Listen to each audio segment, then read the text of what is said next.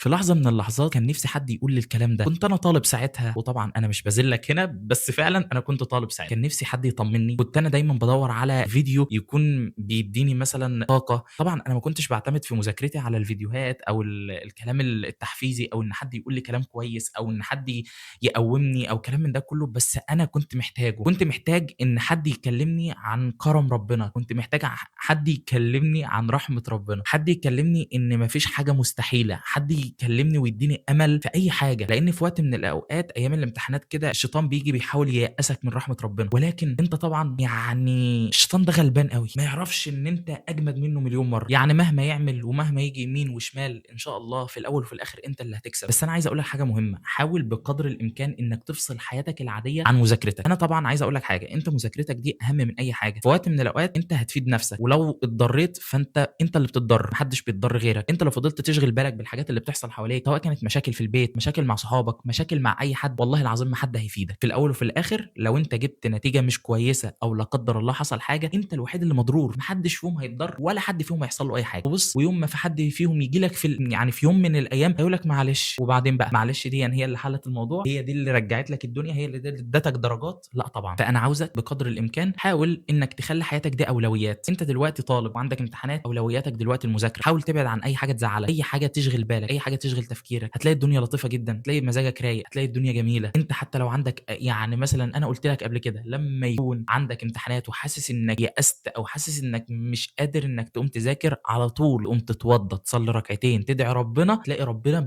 يعني حرفيًا ربنا بيأكرمك، وهتلاقي نفسك بدأت إنك تذاكر، تلاقي نفسك بعد ما خلّصت كده إيه يا واد الجمال ده، إيه الحلاوة دي، أكن أنا جامد كده وباقدر ألِم الحاجات دي بالسهولة ديًا، وطبعًا كلّه بتوفيق ربنا، بس هتلاقي نفسك اللي هو ما أنا عندي إمكانيات وعندي حلاوة وعندي جمال وعندي حاجات حلوة أهي، طب أنا ليه أنا مش باعمل كده، ليه أنا مش باذاكر، ليه أنا مش بالِم الدنيا كلّها. فبس أنا كنت جاي أقول لك بس الكلمتين دول وأتمنى إنك تعمل بيهم، أتمنى إنك تقوم تذاكر دلوقتي. أنا كل فيديو هاجي لك في الآخر هتسقط، هتسقط، هتسقط، قوم ذاكر، لازم كده تحس كده بالمسؤولية إنك لو ما ذاكرتش هتسقط. ربنا كريم وكل حاجة، بس لمّا تسعى، لمّا تعمل اللي عليك، مش لمّا تبقى قاعد وتقول أنا كده إيه هاسقط، لأ أنت كده فعلًا هتسقط. سلام.